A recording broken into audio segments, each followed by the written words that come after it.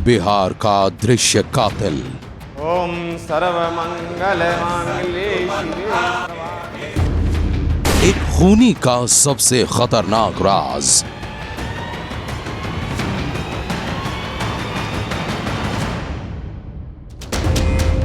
पांच महीने का सबसे बड़ा सस्पेंस।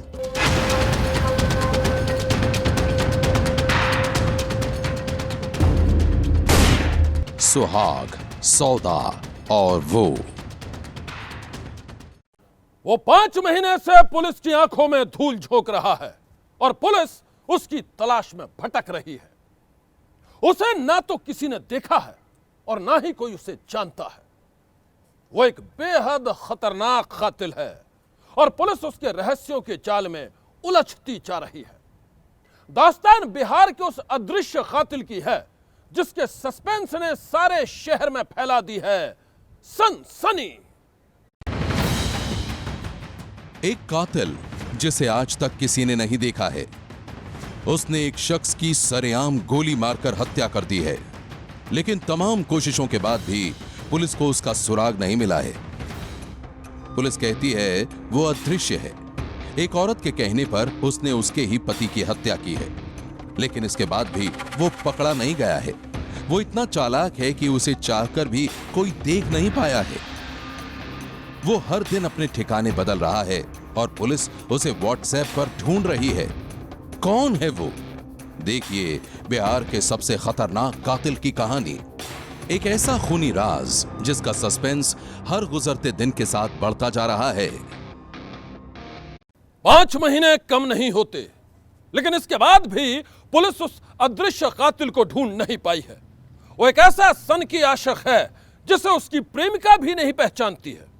वो कहती है कि उसने उसे बिना देखे बिना जाने ही प्यार किया है और इसी प्यार में वो बन गई अपने पति की गुनहगार।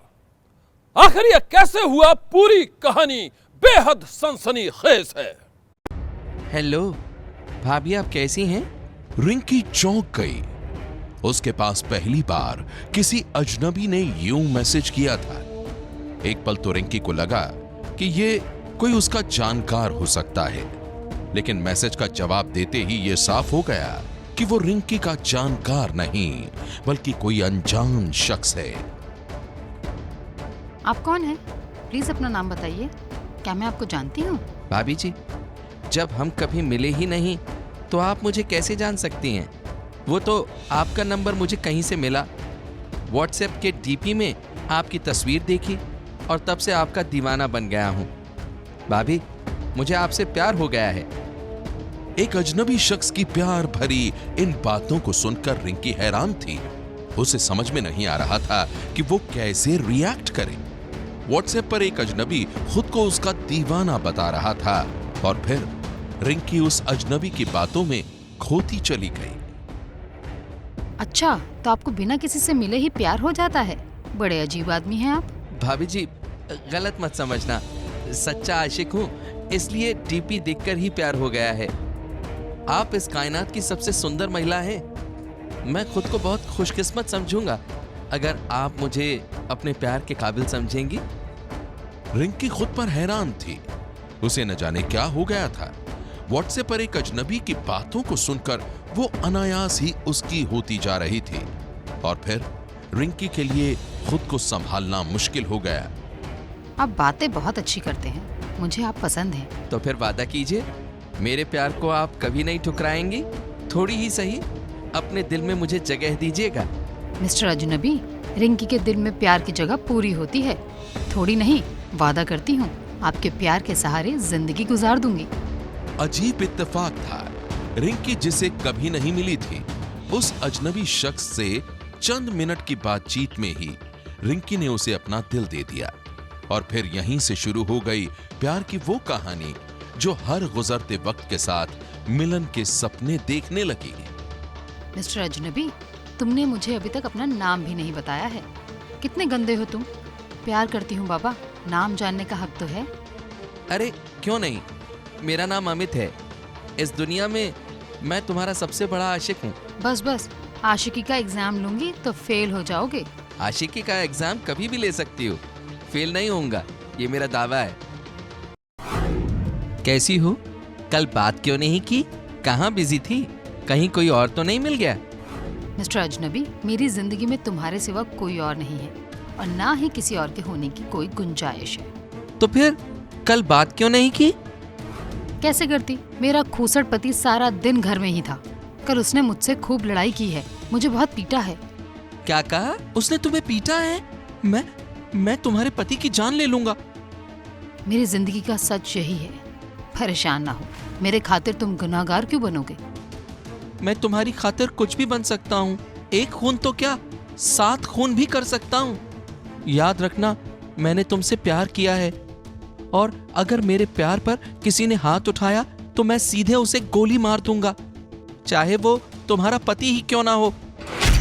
उस रोज अपने अजनबी आशिक की बातों को सुनकर रिंकी को बहुत अच्छा लगा था। जिंदगी में पहली बार उसे ये एहसास हुआ था कि उसके गम को बांटने वाला कोई सच्चा शख्स उसके साथ है और इस बात से रिंकी बहुत खुश थी। मिस्टर अजनबी, धन्यवाद। तुम दुख की घड़ी में मेरे साथ हो, ये जताने के लिए धन्यवाद। अच्छा, अब कल बात करूंगी। जा रही हूँ सोने। ठीक है, जाओ, अपना ख्याल रखना और हाँ, कोई परेशानी हो तो बताना। तुम्हारा अमित तुम्हारे हर गम को बांट सकता है। रिंकी बेहद खुश थी। जिंदगी के सफर में एक अजनबी उसका सबसे अपना हो गया था। इतना अपना कि रिंकी अब उसके बिना रह नहीं पा रही थी। उसके बिना रिंकी के लिए एक पल भी गुजारना मुश्किल हो गया था। रिंकी हर वक्त सिर्फ उसके ख्यालों में डूबी रहती थी। हर वक्त रिंकी के जहन में एक ही बात चलती रहती थी और वो बात थी अपने अजनबी आशिक को किसी भी हाल में अपना बनाना। मिस्टर अजनबी, तुम्हारे बिना अब रहा नहीं जाता है। क्या तुम कभी मेरे नहीं हो सकते? सिर्फ मेरे? मैं तो हर जन्म में तुम्हारा ही हूं। तुम हुक्म तो करो। तुम्हारे मेरे बीच जितनी भी दीवार है मैं सबको गिरा दूंगा। वक्त आने दो, ये हुक्म भी दूंगी, जरूर दूंगी। जिंदगी के सफर में वक्त की घड़ियां बेहद तेज चल रही थीं। रिंकी अब उस मोड़ पर खड़ी थी जहां उसका एक ही सपना था। सपना अपने अजनबी आशिक से मिलने का, उसके साथ जिंदगी बिताने का। मिस्टर अजनबी, मैं तुम्हें पाना चाहती हूँ। क्या तुम मुझसे शादी नहीं कर सकते? तुम चाहोगी तो क्यों नहीं, लेकिन फिर तुम्हारे पति का क्या होगा? क्या होगा? जो मंजूर अमित होगा वही होगा। अमित, मैं सच में तुम्हारे साथ दुनिया बसाना चाहती हूँ। क्या तुम मेरे लिए मेरे पति का मर्डर कर सकते हो? अपने अजनबी प्यार को पाने के लिए रिंकी किसी भी हद तक जाने को तैयार थी और इस पर खुद रिंकी को भी हैरानी हो रही थी। जिस संजय से उसने धूमधाम से शादी की थी, वही संजय अब रिंकी को अपनी जिंदगी में शूल की तरह चुभने लगा था। दोनों में अब और भी झगड़ा होने लगा। एक रोज संजय ने रिंकी को किसी बात पर पीटा तो रिंकी ने अपने अजनबी आशिक को संजय के मर्डर का हुक्म दे डाला। मुझे चाहते हो ना, तो फिर इतना सा काम कर दो। आज मेरे पति को मार दो। मुझे अब उसका जिंदा नहीं बल्कि मुर्दा चेहरा देखना है। तुम्हें मेरे प्यार की कसम, आज मेरे पति को गोली मार दो। रिंकी ने अपने अदृश्य आशिक को अपने प्यार की सौगंध देते हुए पति के मर्डर का हुक्म दे डाला था और फिर वही हुआ जो रिंकी चाहती थी।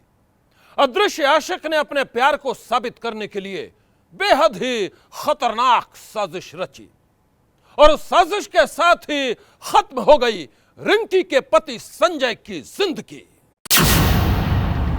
तारीख थी 5 अक्टूबर 2020। पेशे से मेडिकल रिप्रेजेंटेटिव संजय किसी काम से पटना से हाजीपुर गए थे और वहीं हाजीपुर पटना हाईवे पर एक गुमनाम बाइक सवार ने संजय को गोली मार दी। संजय को बेहद नजदीक से 5 गोली मारी गई थी। गंभीर हालत में आसपास के लोगों ने संजय को अस्पताल पहुंचाया, लेकिन तमाम कोशिशों के बाद भी संजय को बचाया नहीं जा सका। उनकी मौत हो गई। घर वालों को जब संजय के मर्डर की यह जानकारी मिली तो वो सन्न रह गए। किसी को भी समझ में नहीं आ रहा था कि संजय की हत्या किसने और क्यों की है। ताज्जुब की बात तो यह थी कि संजय के मर्डर के बाद कातिल उनके मोबाइल फोन से सिम निकाल कर ले गया था और यही मिस्ट्री हर किसी को हैरान कर रही थी। क्या सिम वगैरह होता था क्या? हमेशा होता था सिम। 2 सिम रहा करता था इनके पास। अच्छा, ये हाजीपुर किस काम के लिए आए थे, कुछ जानकारी है आप लोग? कभी जानकारी तो नहीं है, कभी हाजीपुर का चर्चा नहीं हुआ इसके बारे में हम लोग के साथ। हाजीपुर के बारे में कोई मतलब कोई चर्चा कभी नहीं किया हम लोग के साथ। नहीं है कि हाजीपुर क्यों आते थे, क्या है? हम मिठाई टंगा हुआ तो भाई बहुत बड़ी बात है कि किस मोबाइल नंबर भी जबकि इनके पास ऑलरेडी रहता था। संजय की हत्या किसने और क्यों की है, पुलिस के लिए भी ये किसी रहस्य से कम नहीं था। मामले की तह तक जाने के लिए पुलिस ने संजय के घर वालों से पूछताछ की तो उन्होंने बताया कि संजय से किसी की कोई दुश्मनी नहीं थी। तो फिर कत्ल का मकसद क्या था? आखिर संजय की हत्या के बाद कातिल उनके मोबाइल फोन से सिम लेकर क्यों भाग गया?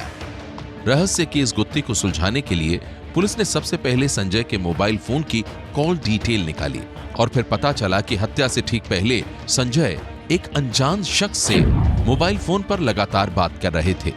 जानकारी बेहद अहम थी और जब पुलिस ने उस नंबर के बारे में मालूमात की तो पता चला वो नंबर एक राजमिस्त्री की पत्नी के नाम से है। पुलिस अपनी ही तहकीकात में उलझ गई थी। जिस नंबर से किसी बड़े खुलासे की उम्मीद थी वो नंबर एक राजमिस्त्री की पत्नी का था।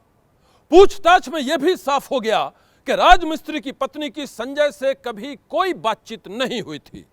तो फिर राजमिस्त्री की पत्नी के नाम से रजिस्टर्ड वो नंबर आखिर कौन इस्तेमाल कर रहा था? मेडिकल रिप्रेजेंटेटिव संजय कुमार की मर्डर मिस्ट्री दिनों दिन गहराती जा रही थी। पुलिस परेशान थी। वो हत्या की कड़ियों को जोड़ने की जितनी कोशिश करती थी, रहस्य और भी गहरा हो जाता था। सबसे बड़ा सवाल था संजय की हत्या के बाद कातिल उसके मोबाइल फोन से सिम लेकर क्यों भाग गए। मामले की तह तक जाने के लिए पुलिस ने उस नंबर की फिर से तहकीकात की जिस पर संजय हत्या से पहले लगातार बात कर रहे थे और फिर मिला सबसे अहम सुराग। पुलिस को पता चला कि मर्डर से पहले संजय जिस नंबर पर बात कर रहे थे उसी नंबर पर उनकी पत्नी रिंकी ने कई बार व्हाट्सएप कॉल किया था। फिर क्या था? शक की सुई संजय की पत्नी की ओर ही घूम गई। पुलिस ने पूछताछ के लिए संजय की पत्नी रिंकी को थाने पर बुलाया। शुरू में तो रिंकी पूरे मामले से अनजान बनती रही, लेकिन सख्ती बरतते ही उसने संजय की हत्या का सारा राज उगल दिया। रिंकी ने पुलिस को बताया कि संजय की हत्या उसके अजनबी आशिक ने की है जो अपना नाम अमित बताता था। उनके आधार पर यह बात प्रकाश में आया कि उनकी पत्नी ही अपने लवर के साथ मिलकर के इस तरह का घटना करवाए हैं।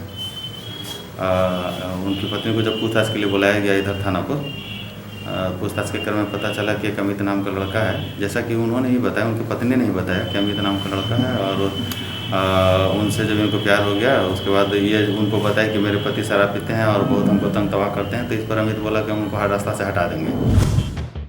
पुलिस के मुताबिक पूछताछ में संजय की पत्नी रिंकी ने जो खुलासा किया वो सन्न कर देने वाला था। रिंकी एक ऐसे अजनबी से प्यार करने लगी थी जिससे वो कभी मिली नहीं थी। वो अपने आशिक से सिर्फ व्हाट्सएप पर बात करती थी। बातचीत में उसने रिंकी को बताया था कि उसका नाम अमित है, लेकिन वो क्या करता है और कहां रहता है इसके बारे में उसने रिंकी को कुछ नहीं बताया था।